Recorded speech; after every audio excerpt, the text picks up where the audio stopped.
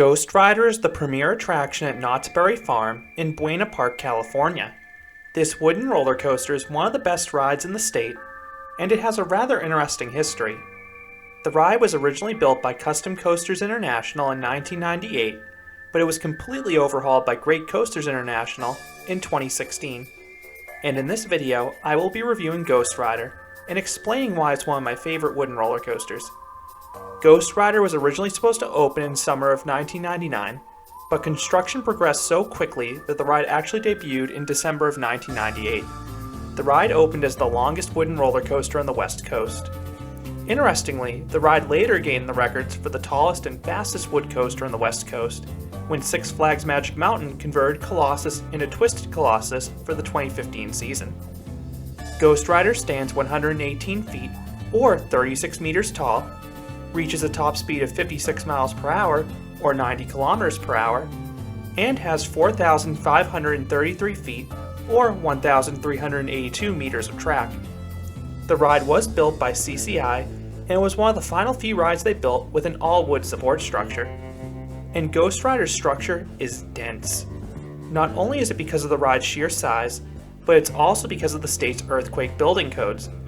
This is one of the reasons that Ghost Rider's second half is so exciting, because you're weaving through that sea of wood.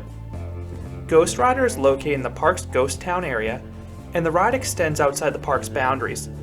The ride has an L-shaped double out and back layout that runs alongside the Knott's Marketplace and crosses over Grand Ave 4 times. The views you get of Ghost Rider as you drive into the park will only get you more excited for your day. Ghost Rider opened to universal acclaim. The ride routinely placed in the top 10 of both the Amusement Today Golden Ticket Awards and the Mitch Hawker poll from its inception until 2005. At that point, Ghost Rider began a slow decline. Part of it was the opening of new wooden roller coasters like Voyage and El Toro. But the bigger factor was that Ghost Rider was tearing itself apart. The ride was getting very rough. By 2013, Ghost Rider had fallen outside of the top 50 in both polls. Ghost Rider is one of the most cycled wooden coasters in the world. Knott's Berry Farm is open almost every day, and since Ghost Rider is one of the park's most popular attractions, it is cycling trains constantly.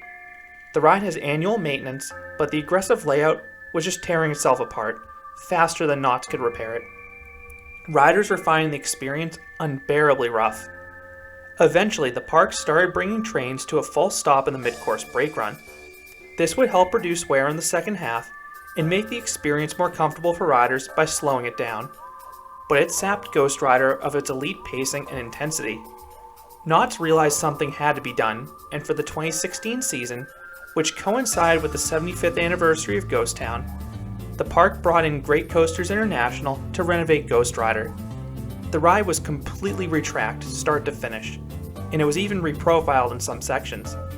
The mid-course trim was disabled, allowing the ride to run at its original speed. It also received an all-new fleet of Millennium Flyer trains to replace the old PTC trains. I never rode Ghost Rider before this renovation. I saw this coaster in my 2014 visit, but it was down for its annual refurb, so I only have experience with a new Ghost Rider. I know some have claimed that GCI ruined Ghost Rider, or that the new version is inferior to the old one. The updated Ghost Rider is as smooth as a wooden coaster can be, and the ride's pacing is flawless. The update may have reduced the laterals and airtime in a few spots, but the ride runs remarkably today, and the modifications should help it continue to run this way for many years to come. Plus, the ride is receiving acclaim again, as it once again climbed into the top 10 of wood coaster polls, so clearly it is satisfying most people. And when I rode Ghost Rider in early 2020, it was just as smooth as it was in June 2016, right after it reopened. And the park guests have certainly been receptive of this change. Ghost Rider has always been the longest line in the park. Even on a dead day, the ride seems to have an hour wait minimum.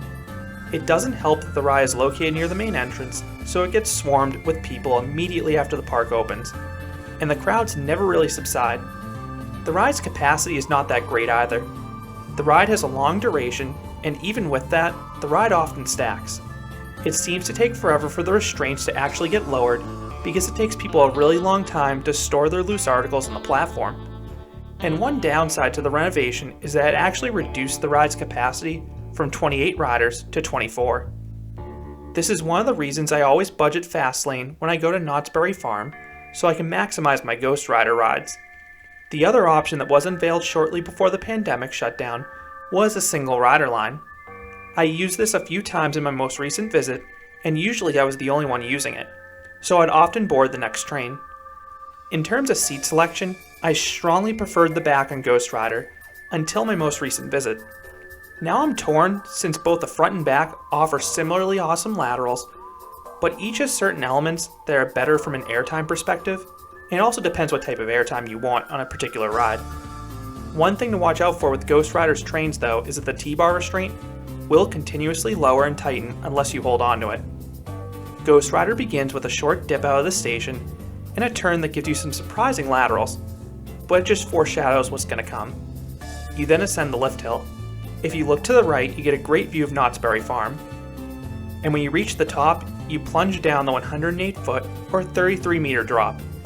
This drop is covered, and if you're seated in the back, you get a pop of floater airtime going over this 51-degree drop.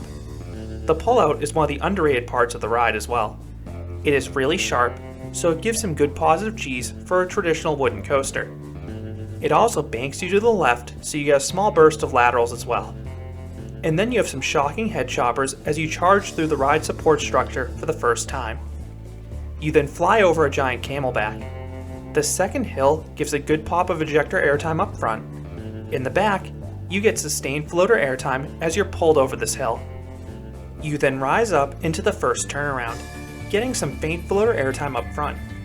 You then charge around the turn since it dips downwards in the middle, and it delivers some great laterals throughout the train, but it's just the appetizer for what will come. The drop off this turnaround gives some decent floater airtime in the back since you have some good speed going over this hill, and then you zip over this elongated L-shaped hill. It's too drawn out to offer any airtime, but it does offer solid laterals throughout the entire element because it's minimally banked. You then rise up into the second turnaround. You don't get any airtime entering this element, but you do take the turn with more speed than you'd expect, and you get another dose of great laterals. This turn is really tight. You then breeze over the old mid-course brake run location and drop off Ghost Rider's legendary fifth drop. In the back row, this is one of the best drops on any coaster. The drop itself is one of the steepest on the ride, and you take it with a considerable amount of speed as well, so you get some insane ejector airtime in the back row. It's comparable to the fifth drop in another CCI in Raven at Holiday World in terms of power. And this drop has the same effect as Raven as it kicks off a crazy second half on Ghost Rider. As I mentioned earlier, this second half takes place entirely within the ride support structure, so you have countless near misses, and being enveloped with wood on all sides enhances the sense of speed, plus you're hauling anyways. You then fly over this little L hill. Everyone gets strong laterals throughout this element, but the airtime differs depending upon where you're sitting. The front gets an abrupt pop of airtime. Meanwhile, the back row gets some sustained floater airtime. Any airtime is particularly memorable when you're paired with laterals such as this. That is followed by another L hill. This one oddly doesn't offer any laterals, but the drop does provide some nice floater airtime throughout the train. You then rise up into the third turnaround, getting a quick pop of airtime up front. Like the first turnaround, this one is barely banked, and it has a dip midway through it, so it delivers even more great laterals. The drop off this turnaround gives some good floater airtime towards the back, and then you fly over a bunny hill. Like the prior turnaround, riders up front get a strong pop of airtime, while back row riders get sustained floater airtime. You then enter arguably the most intense part of the ride, the Helix.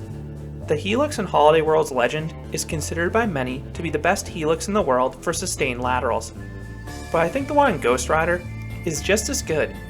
The laterals are insane. This Helix is zero banking, and the dip midway through it increases the speed and strength of the laterals.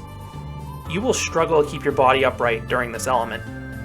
And then before you can reposition your body, you charge over a tiny bunny hill before hitting the brake run. Front row riders get one last ejector pop, while back row riders get a tiny bit of floater airtime. My final recommendation when it comes to Ghost Rider is to try to get a night ride. Night rides on this coaster are fantastic. The structure is extra disorienting at night, and when Ghost Rider is fully warmed up, the forces are even more pronounced. Now I didn't touch on this earlier, but even though the ride is located in Ghost Town, The ride really doesn't have much in terms of theming. All you have is this nice entrance facade, but that's about it. So what would I rate Ghost Rider? I would give this coaster a 9.5 out of 10. I actually think I underrated this ride in my recent coaster rankings after thinking about it more. It probably should have made the top 10 for wood coasters, and placed it maybe a spot higher in my California top coasters list. The ride is relentless in the best way possible. The pacing is incredible, as you're either getting airtime or laterals at pretty much all moments in this coaster, and often you're getting both simultaneously. The ride is super rideable as well with how smoothly it rides now. I could ride Ghost Rider all day. So those are my thoughts on Ghost Rider, the incredible wood coaster at Knott's Berry Farm. Have you ridden this coaster? I would love to hear your thoughts down in the comments, especially if you rode both before and after the renovation. If you enjoyed this review, I'd appreciate if you gave this video a like, and you considered subscribing, because there'll be a lot more roller coaster and amusement park videos here at Canopy Coaster. Thanks for watching.